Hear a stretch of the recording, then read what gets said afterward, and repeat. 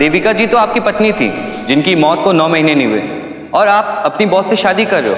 बस इतना ही वक्त लगा आपको उन्हें भूलने में। सीधा सीधा कहो ना कि तुम मुझसे पीछा छुड़ाना चाहते हो। भूल गए?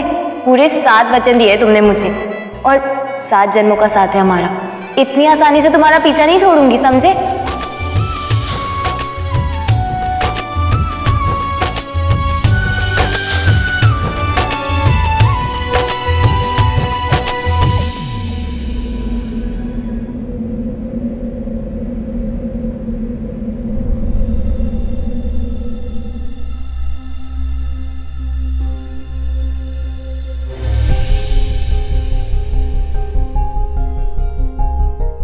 I'm really sorry. I'm sorry कि मैं किसी और के साथ सगाई कर, लेकिन मैं क्या करूं, मेरे पास कोई और ऑप्शन नहीं है। देख, मुझे आज भी याद है कि हम दोनों ने वादा किया था कि हम 14 जन्म एक साथ निभाएंगे, और मैं निभाता देविका, मैं हर हाल में निभाता, लेकिन तुम मुझे अकेला छोड़कर चली गई। तुम्हें पता है, मैं आज भी उसी मोड़ पर खड़ा हूं जहां पर तुम मुझे छोड़कर तुम्हारा इंतजार कर रहा हूं देविका कि एक दिन तुम आओगी और आकर मेरा नाम लोग बोलोगे कि रवि। मैं तुम्हें पता है देविका, आज जब प्रेजेंटेशन तुम्हारे साथ बिताए हुए पलों की तस्वीरें देखी, मेरी सांसें रुक गई। और अगर मैं एक पल के लिए भी वहां पे रुकता तो तुम्हारे साथ बिताए हुए वो सारे जो अब मेरे लिए यादें, वो आंसू बनकर मेरी आंखों से बह जाए, सबके सब। पर तुम्हारी यादें सिर्फ मेरी हैं, किसी और की। इसीलिए मैं वहां से निकल, मैं बहुत ज्यादा मिस करता हूं, बहुत ज्यादा। प्लीज देविका, मुझे कभी गलत मत समझना, प्लीज मुझे कभी गलत मत समझना। तुम्हारा रवि गलत बिल्कुल। मैं तो हमेशा से चाहता देविका कि इस स्कूल को तुम्हारा नाम मिले, तुम्हारी माँ का। मैं क्या करूं देविका, कुछ बातें मेरे बस में नहीं, लेकिन मुझे बहुत खुशी मिली यार। जानती हो क्यों? क्योंकि मेरे मन की बात जर्नलिस्ट नहीं है, और मुझे पूरा विश्वास है देविका कि अब सब ठीक हो। तुम चाहे कितनी ही कोशिश कर लो रवि, लेकिन अब तुम मुझसे बच नहीं पाओगे। प्रेजेंटेशन में मेरा नाम सुनकर, स्क्रीन पर मेरा चेहरा देखकर तुम्हें गुस्सा आया होगा ना? कहीं डर तो नहीं लगा अपनी काली करतूतों को याद करके? इसीलिए तुम वहां से भाग गए ना? लेकिन तुम कब तक ऐसे भागोगे, और भागकर जाओगे कहाँ? घर पे रखे गए इस इवेंट पर तुम्हारा ये हाल था, तो जरा सोचो अपने एंगेजमेंट पर मेरे सामने कैसे आओगे तुम? तुम्हारी ये हालत देखकर तो मुझसे सब्र ही नहीं हो रहा है अब। मैं चाहती हूँ कि जल्द से जल्द तुम्हारे सामने आऊँ, और तब जो तुम्हारा रिएक्शन होगा ना, वो देखना चाहती हूँ मैं। तुम्हारी लाइफ का सबसे बड़ा शौक देना चाहती हूँ तुमको। अंबिका बेटा, कहाँ खो गई? नहीं माँ, कुछ नहीं। मैं बस सोच रही थी कि आपने जो किया बिल्कुल सही किया। आपकी पूरी प्लानिंग बिल्कुल सही थी। आज एक तरीके से हमने अपने पूरे प्लान की वहां नींव रख दी है, और इस झटके के बाद जब रवि और निवेदिता मुझे अपने सामने देखेंगे तो उनके होश उड़ जाएंगे। बहुत खुश हो रहे हैं ना अपनी सगाई को लेकर, लेकिन उस फंक्शन में मुझे अपने सामने देखकर जो हाल होगा उनका, वो देखना चाहती हूं मैं। एग्जैक्टली बेटा, अभी तो उन्होंने सिर्फ ट्रेलर देखा है। जब पूरी पिक्चर देखेंगे ना, तो आंखें फटी की फटी रह जाएगी, और उन्हें ऐसे टेंशन में देखकर हम बहुत एंजॉय करेंगे। अभी तो ये शुरुआत है। आज के बाद जब भी वो खुशी की ओर हाथ बढ़ाएंगे, हम उनकी खुशियां छीन लेंगे। तुम बस देखती जाओ।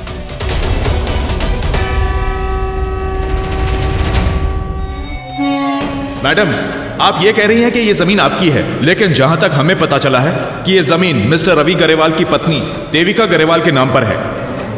और अपनी एक्स वाइफ की जमीन आपने अपनी होने वाली वाइफ को दे दी। अब ये उस जमीन पर चैरिटी कर रही हैं अपनी कंपनी के नाम से। क्या आपको इस बात से कोई फर्क नहीं पड़ता?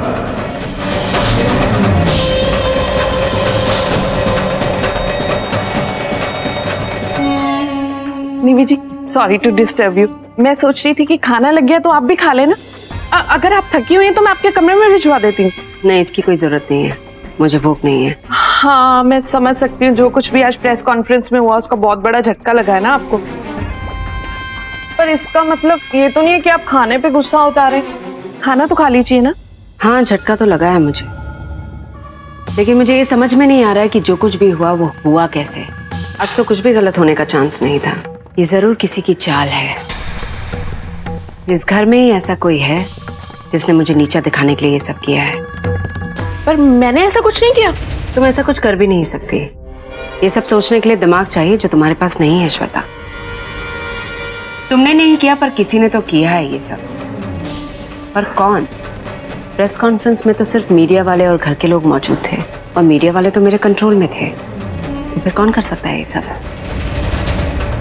चलो एक पल के लिए मान लेती हूँ वो जर्नलिस्ट ने जो भी सवाल पूछे अपनी तरफ से पूछे, लेकिन वो प्रेजेंटेशन की सीडी कैसे बदल गई?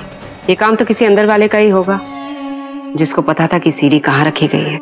आप सही कह रही हैं, ऐसे ही कुछ हुआ होगा। मंजू मोम और गुरविंदर चाची तो ऐसा कर नहीं सकती। मोंटी तो आपके ऑफिस में काम करता है, उसके पास टाइम नहीं है। और रवि का कोई मकसद नहीं है। बचा विकास, वो तो मुझसे भी बड़ा बुद्धू है ना जी ना, इतना आलसी कि वो सोचेगा ही नहीं। और ज्योति और पप्पी बाबा, ज्योति तो आपसे इतना डरती है पर पप्पी बाबा आपसे नहीं डरते। पप्पी इज अ डॉग। हाँ, मैं वही तो कह रही हूँ, उस कुत्ते का ये सारा काम। Are you really that stupid?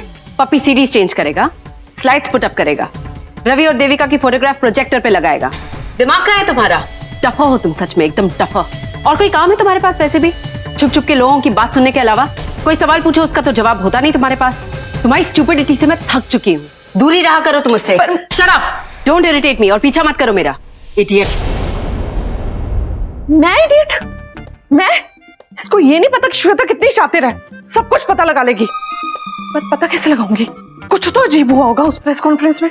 कुछ सोच श्वेता, तेरे पास इतना दिमाग है, सोच। अरे कौन हो तुम? और इस कमरे में क्या कर रही हो तुम? प्रेस कॉन्फ्रेंस तो नीचे चल रही है ना, तुम इस कमरे में क्या कर रही हो? मिल गया जवाब।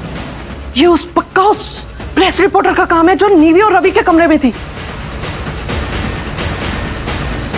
ये मुझे नीवी को बताना होगा, फिर पता लगेगा मुझ में कितना दिमाग है।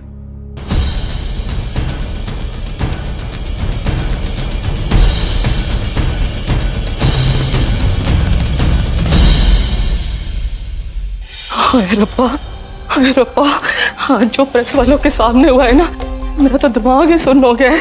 ओहो, मेरा दिमाग नहीं काम कर रहा। रब्बा, ऊपर से वो देविका की तस्वीर सबके सामने आ गई। मैं इस बात को ना और दबा के नहीं रख सकती। मुझे ना ये सकेत को बताना चाहिए। वो आज किसी एक ने देविका की मौत की बात उठाई है, कल को कोई दूसरा उठाएगा। नहीं नहीं, सकेत को बताना बहुत जरूरी है। नंबर क्यों नहीं लग रहा इसका? दीदी, अगर नहीं लग रहा तो जाने दो ना। और वैसे सच कहूं, मैं भी बड़ी शौक्स में हूँ। पर एक बात बताओ, आप क्यों तो तिल मिला रही हो? तो चुप कर, तेरे को नहीं पता है, उस सकेत से बात करना बहुत जरूरी है। उसको होना चाहिए था ना आज यहाँ पे, उसको मालूम था प्रेस वाले आएंगे। वो अपनी आंखों से देख लेता रवि और देविका की तस्वीर तो कोई तोड़ भी सोच लेता। अब टीवी पे देखेगा, उसे तो दिल का दौरा ही पड़ जाना है। मुझे उससे बात करना बहुत जरूरी है भाई। वो फोन उठा लो भाई सकेत, फोन उठा लो आप। प्लीज जाइए यहाँ से।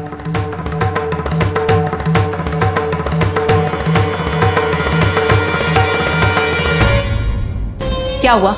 हाँ, ये क्या कह रही थी? हाँ, क्यों राय का पहाड़ बना रही है? और साकिब को क्यों दिल का दौरा पड़ेगा? कौन सा ऐसा पहाड़ गिर गया है सर पे? बताइए। जी मैं मानती हूँ जी, मैं बहुत ज्यादा घबरा गई थी, लेकिन जी वो प्रेस वाला जी ऐसे कुरेद कुरेद के सवाल पूछ रहा था, ऐसा लग रहा था जी चक्कू चला रहा हो जी। और अचानक से वो देविका की तस्वीर सामने आ गई तो जी मैं बिल्कुल ही डर गई। मैं आपको एक बात बता दूं, वो कोई जानबूझ के ये सब कर रहा है। तो जी अगर असली बात सामने आ जाएगी तो जी आपके डर की वजह से एक दिन हम सब मर जाएंगे। You don't understand that. और क्या हुआ क्या ऐसा? हाँ, इस घर में किसी अनपढ़ ने बदल दी होगी सीडी, अनपढ़ नहीं जी, मैं 10वीं पास हो जी, रब दी सौ। Shut up, just shut up please. आपसे तो बात करना बेकार है, पता नहीं कहां फंस गई मैं। वो जी एक मिनट, आपने कहा कि किसी ने सीढ़ी बदल दी, वो तो ठीक है जी, लेकिन आप एक बात बताओ, जब वो देविका की सारी तस्वीरें मिटा चुके हैं, वो सारी यादें मिटा चुके हैं, तो फिर जी ये सीढ़ी आई कहाँ से? वो इसका क्या मतलब है कि कोई ना कोई इसे इस घर में लेकर आया ना?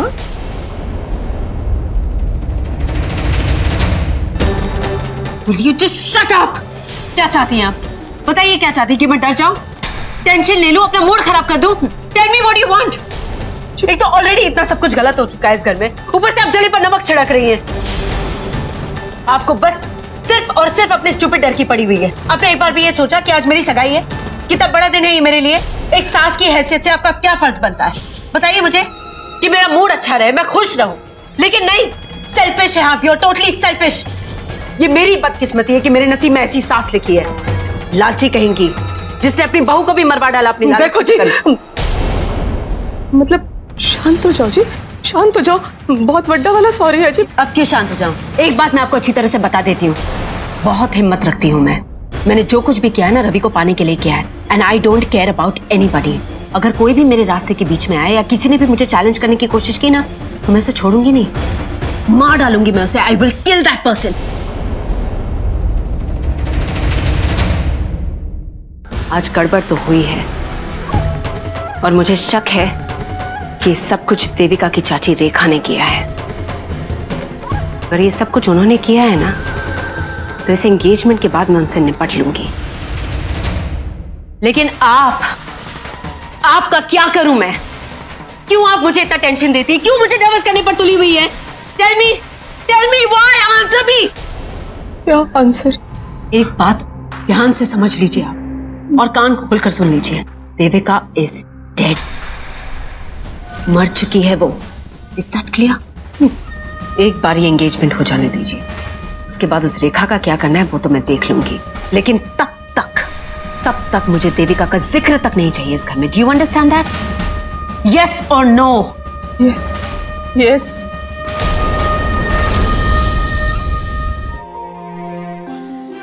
कहाँ रह गई ये? कहीं ऐसा तो नहीं कि पुरानी यादों में फिर से खो गई? एंगेजमेंट का फंक्शन शुरू हो गया होगा, अब तक तो आ जाना चाहिए था। अंबिका बेटा, अंबिका। हे माता रानी, मेरी बच्ची को शक्ति देना ताकि वो अपने मकसद को पूरा कर सके। उसके मन में जो भी डर है सब मिटा दो।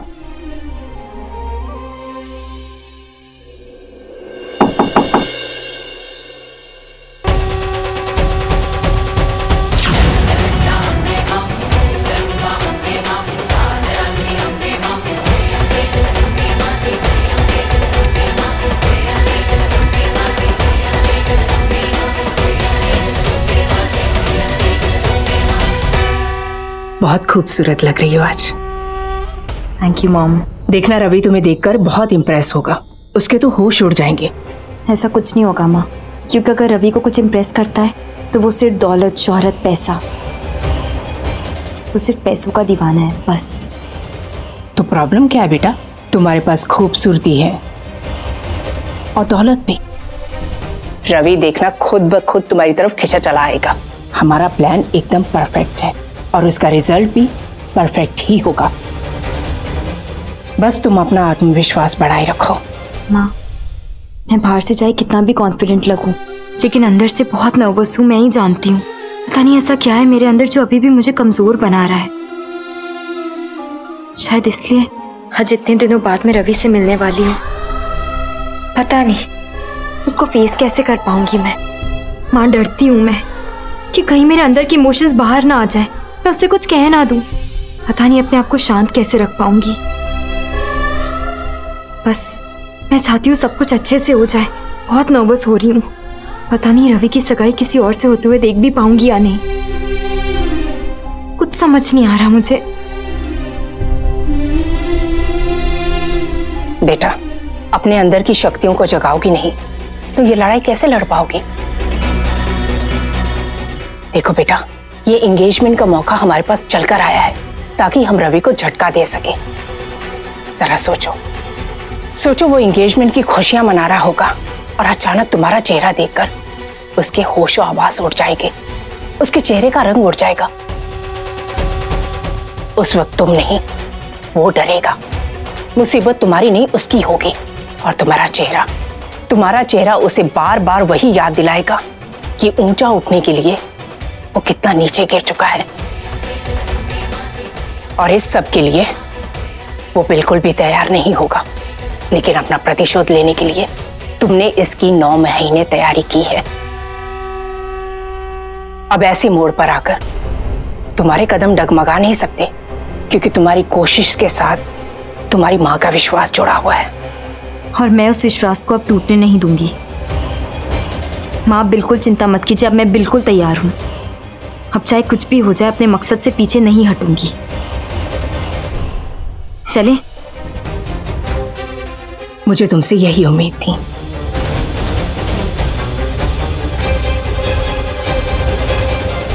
अरे हाँ, अब जब तुम्हारे दुश्मनों की एंगेजमेंट में जा रहे हैं तो एक परफेक्ट गिफ्ट तो बनता ही है ना। एक ऐसा गिफ्ट जो उनकी जिंदगी में आने वाले अंधेरे के साथ मैच कर सके। एक बात पूछूं, सच सच जवाब दोगे? तुम इस एंगेजमेंट से खुश होना रवि?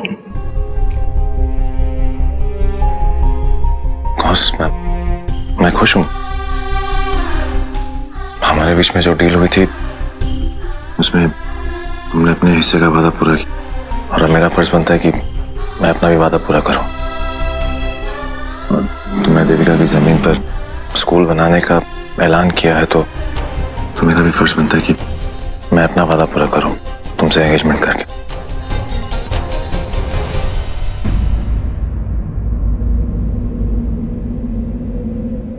तुम्हारा कॉलर?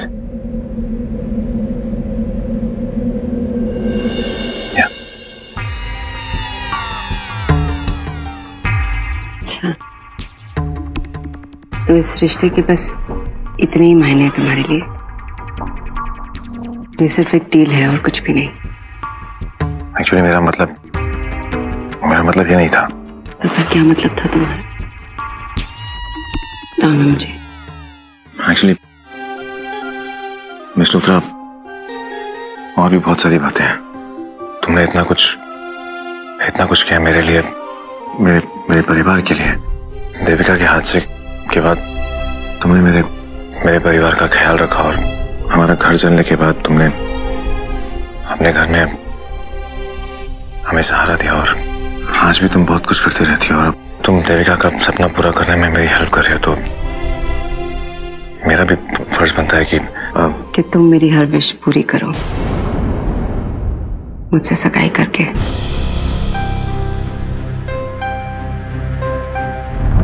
मेरा फर्ज बनता है कि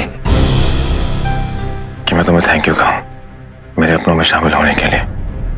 thank you so much miss Luthra.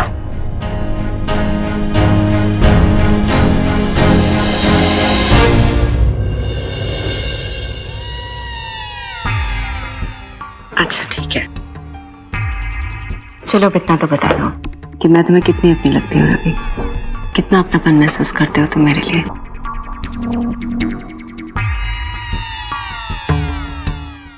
एक बॉस से कहीं ज्यादा।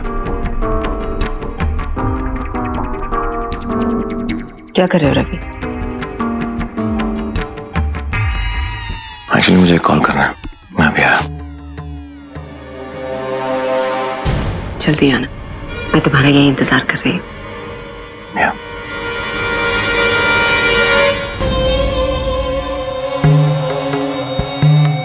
एक बार ये सगाई तो हो जाने दो रवि, इसके बाद तुम पूरी तरह से मेरे हो जाओगे।